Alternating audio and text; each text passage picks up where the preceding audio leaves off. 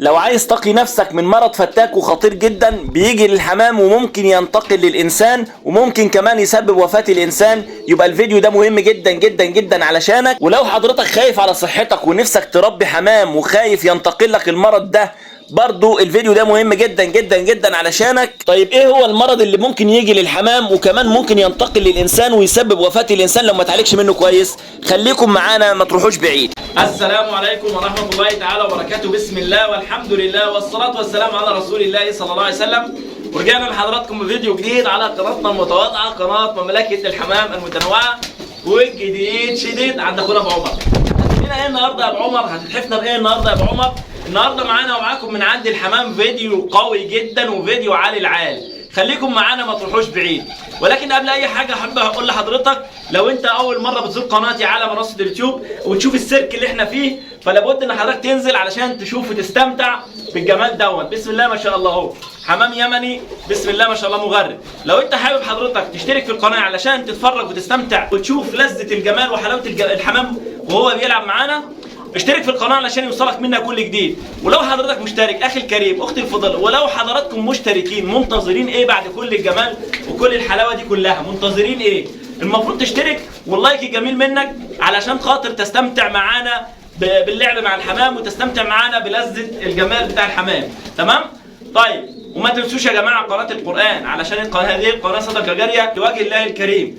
حابب اقول لحضرتك لو انت اشتركت في هذه القناه صحح النيه وقول له يا رب انا بشترك في هذه القناه وبدعم هذه القناه ابتغاء مرضات الله مش عشان خاطر ابو عمر. واللايك الجميل منكم يا جماعه عشان يرفع الفيديو وينتشر في كل مكان وتكونوا سبب في نشر اي معلومه مفيده. تمام؟ هنتكلم النهارده عن حاجه مهمه جدا جدا جدا جدا. ايه هي؟ حضرتك بيكون في امراض، احذروا الامراض اللي هي بتنتشر من الحمام للانسان فتكون سبب وفاة الإنسان. تمام؟ طب ازاي يا أبو عمر بعد كل اللي أنت بتعمله مع الحمام ده، ازاي بيكون في أمراض بتنتقل من الحمام للإنسان وممكن تتسبب في وفاة الإنسان؟ ممكن، كل شيء جايز. مرض بكتيريا يا جماعة ممكن يتسبب إن يموت الإنسان. طيب، عايزين نتكلم في الموضوع باستفاضة. اعرف معانا النهارده من عند سيرك أبو عمر ازاي تحمي نفسك من أمراض الحمام اللي هي بتنتقل لحضرتك عن طريق ملامسة الحمام زي الكلام ده يا ابو عمر. وبينا نبدأ في الفيديو بتاعنا النهاردة ونتكلم عن المرض اللي ممكن يجي للحمام ويصيب الإنسان. وهل هو يسبب وفاة الحمام؟ الحمام ممكن يموت؟ طبعا ممكن يموت. لو حضرتك سبته وأهملت فيه وما عالجتوش هيموت. ولو حضرتك جالك المرض ده عن طريق العدوى من الحمام أو من الطيور بتاعتك عامة، لأنه مش بيجي للحمام بس، بيجي لجميع الطيور. تمام؟ لو حضرتك سبت نفسك وما عالجتش نفسك وحصل لك مضاعفات اكيد هتموت. تمام؟ طب ايه هو المرض الخطير ده يا ابو عمر؟ هنتكلم عنه بالتفصيل الممل، ولكن ركز معايا واكتب ورايا كل حرف بقوله. اول شيء يا جماعه ده مرض السالمونيلا، اسمه السالمونيلا. المرض ده يا جماعه مرض بكتيري وفتاك ومعدي. يعني اول ما تلاقي حمامه عيانه لازما تعزلها على الفور. طب وانا اقدر اعرف منين الحمامه دي عيانه ولا مش عيانه؟ اول شيء لما حضرتك بتاكل الحمام على جوع، تكون مجوع الحمام. تمام؟ في الحاله دي كل الحمام اول ما بتحط له الاكل بيقوم نازل جري على الاكل. الحمامه اللي تلاقيها كمشانه وما بتتحركش واقفه في مكانها وما نزلتش تقبل على الاكل، اعرف ان هي عيانه. اول شيء تعزلها، ده رقم واحد. طيب، بيكون عندها اسهال. طب هل الاسهال ده يا جماعه، الاسهال الاخضر اللي بيكون عند المرض السالمونيلا، هل كله هو اسهال اخضر؟ كل ما هو اسهال اخضر هل ده بيبقى معناه مرض سالمونيلا؟ طبعا يا جماعه هنتكلم عن الاسهالات بالتفصيل الممل، وهنتكلم عنها في فيديو مخصص لوحدها، وهنشرح بالتفصيل جميع الاسهالات اللي بتيجي للحمام وبيكون سببها ايه وبتكون تشخيصها ايه وبتتعالج ازاي. ولكن خلينا نتكلم في الفيديو بتاعنا النهارده عن السالمونيلا. طيب، ممكن يصاب الانسان من الحمام بمرض السالمونيلا عن طريق حاجات كتير جدا. اول هم، ممكن حضرتك تلمس بايدك الزرق بتاع الحمام. لو لمسته ممكن، لو حمام عنده مرض السالمونيلا هيتنقل لك على الفور. وده كله يا جماعه بيرجع لو الانسان مناعته ضعيفه. تمام؟ لو مناعتك ضعيفه بتتقبل اي مرض على الفور. تمام؟ طيب، لمسك للزرق بتاع الحمام او لمسك للمسائي او الاكلات او لمسك للارض او الاسطح عند الحمام، مش كده وبس، لا ده انت كمان لو مسكت فرد مصاب وعنده مرض السالمونيلا انت ممكن تعدي نفسك او تعدي حمامه تانية. علشان كده بنقول يا جماعه لازم تلبس جوانتي عند الحمام. خفازات تتلبس في الايد. طيب وانا هقعد اشتري بقى جوانتات يا ابو عمر، هو انا بيطلع لي مكسب ايه من الكلام ده كله؟ ممكن حضرتك تقتصد ازاي؟ يعني تجيب جوانتي واحد فقط لا غير. الجوانتي ده بيتباع عند بتوع النظافه او بيتباع عند الصيدليات، بيتباع عند بتوع الادوات المنزليه. جوانتي بيتلبس بيجي لحد هنا، بتلبسه من اول ايدك كده تمام لحد هنا، يبقى طويل. الجوانتي ده بيطلع ب 15 ب 20 25 على حسب المنطقه اللي انت عايش فيها. الجوانتي ده بعد ما بتخلص بتغسله وتعقمه وتسيبه ينشف وتحافظ عليه وتشتغل بيه تاني. طيب في جوانتات تانية؟ في جوانتات تانية. في الجوانتي ده ممكن حضرتك تستخدمه تمام لو تقدر تشتريه، طبعا بتستخدمه نلبسه كده اهو. بنخلي الصباع الصغير ده عند الصباع الكبير ونلبسه بالطريقه دي والكيفيه دي تمام. نعمل كده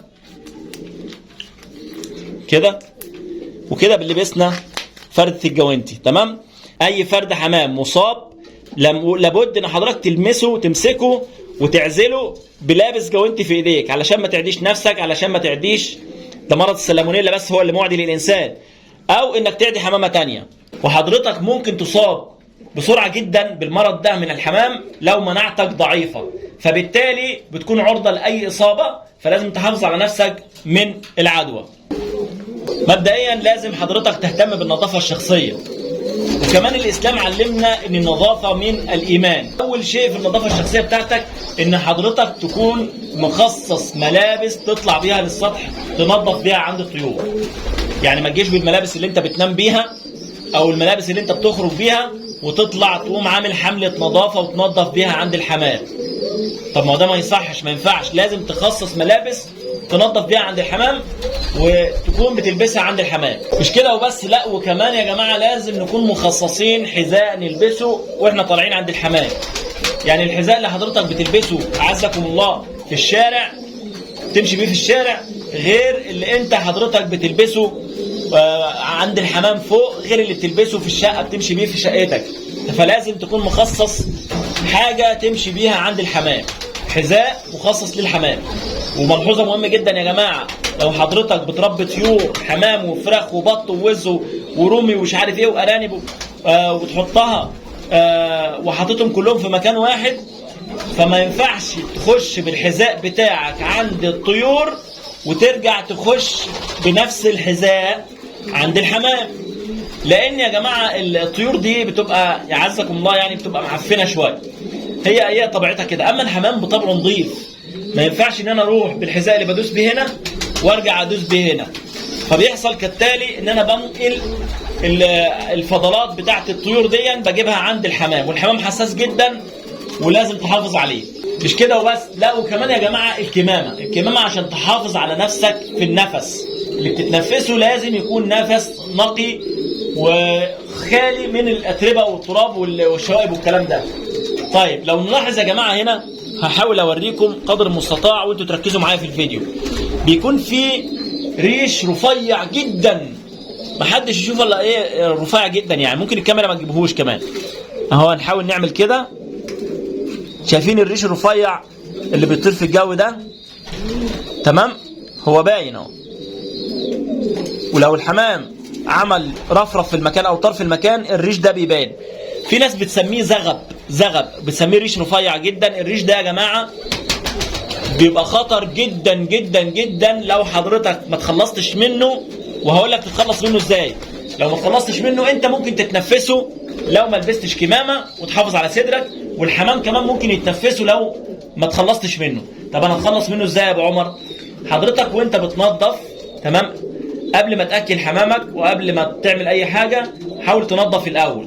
اما تنظف يوميا وتطلع شويه صغيرين قد كده احسن ما انت تعمل ايه، تنظف كل اسبوع ولا كل 10 ايام وتطلع اعزكم الله شوال واتنين تمام.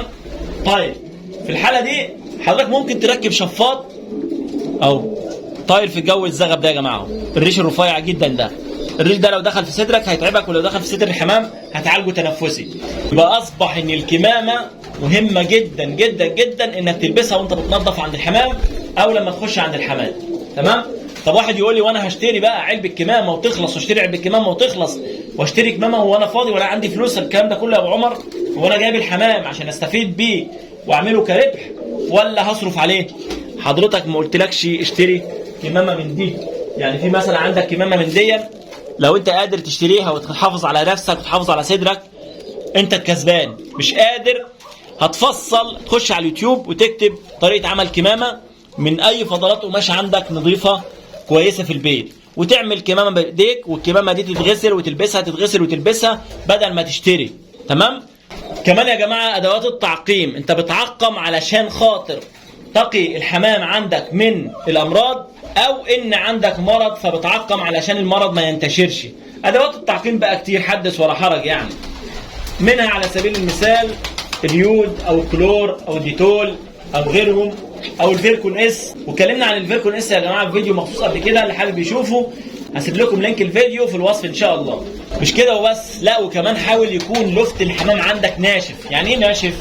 يعني حضرتك لو اتدلق منك شويه ميه، تملى ميه للحمام او الحمام وقع ميه او غيره، حاول شويه الميه اللي بيتدلقوا دول حاول تنشفهم قدر المستطاع، وخاصه في الشتاء حاول تنشفهم باستمرار بسرعه، يوم في الاسبوع قدر المستطاع، عشان شغلك بتخلي اليوم ده نظافه، تمسك المكان كله تخليه تعقيم وتنظيف.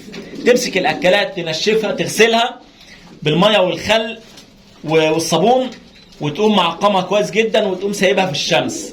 وتمسك الاكلات والمسائي والادراج عندك، الادراج بتاعت العيون، وتمسك البرانيك البلاستيك. ده اسمه برنيكه بلاستيك يا جماعه. القفص البلاستيك ده بنقول عليه بنقول عليه برنيكه بلاستيك او قفص بلاستيك. تمام؟ من لو حضرتك تقدر تمسك كل فرد حمام عندك في المكان تمسكه وهتعمل فيه حاجه جميله جدا. انا بعملها، بس بعملها مره كل شهر. تمام؟ او كل ما يكون عندي وقت فراغ. تمام؟ يعني مره في الشهر مثلا. يعني ما تقدرش تعملها خلاص، ممكن تعملها بطريقه تانية. يعني تمسك كل فرد حمام وتقوم غسل له رجله في الميه، تجيب طبق او تجيب اناء او تجيب عندنا في مصر بيقولوا عليه طشت او اروانه او طبق بلاستيك كبير، وتحط فيه ميه بديتول او اي معقم بقى، ديتول، يود، خل تفاح، خل ابيض بتاع الطعام، وتغسل للحمام رجليه. تمام؟ علشان هي القدم بتاعت الحمام هي الحاجه الوحيده اللي بتنقل العدوى. على سبيل المثال دي حمامه يا جماعه. تمام؟ الحمامه دي بنمسك رجلها من هنا كده ونغسلها في قلب الميه وندعكها كويس جدا بالراحه برفق، وبعد ما نمسكها ونغسلها وننضفها بيكون الارض طبعا عندي نظيفه ومتعقمه، بقوم مسايب الحمام بالطريقه دي. تمام؟ ادي رجلين الحمام. والميه لازم الميه الحمام السايب لازم تكون نظيفه باستمرار وتعقمها باستمرار، علشان خاطر كله بيشرب من مكان واحد. واحد يقول لي طب انا ما اقدرش امسك حمامه، هيكون في صعوبه. همسك حمامه ازاي يا ابو عمر والحمام كله سايب وعندي قد 50 60 70 جوز بسم الله ما شاء الله؟ يعني حضرتك ممكن تستغنى عن انك تمسك الحمام كله، وممكن تعمل حاجه واحده بس. ايه هي؟ ممكن حضرتك تحط الاروانه او الطشت او الطبق وتحط فيها الماده اللي انت عايز تعقم بيها، تعقم الحمام او رجلين الحمام، وتسيب الحمام يستحمى فيها. الكلام ده في الصيف، ما تعملش كده في الشتاء علشان الحمام ما يبردش في الشتاء. اللي عايز يا جماعه يتعلم ويعرف ازاي اعود الحمام ان هو ياخد عليا وما يخافش مني ويحس بحنيتي، اعود الحمام ياكل من على ايديا ويطلع على ايديا وعلى راسي. اللي عايز يعرف الحاجات دي يكتب لي في التعليقات، وبامر الله تعالى اعمل لكم فيديو مخصوص. تعالى اعمل لكم فيديو مخصوص ازاي بعود الحمام يطلع على ايديا بالشكل ده. تمام؟ اكتبوا لي في التعليقات لو عايزين تعرفوا. اخر حاجه يا جماعه احب اقول لكم عليها، ان حضرتك لما تنزل من عند الحمام لازم طبعا تاخد شاور، تستحمى كويس وتعقم نفسك كويس وتطهر نفسك كويس. اتفرج معايا حضرتك على منظر الحمام وهو بياكل، بسم الله ما شاء الله، شيء يفرح يعني.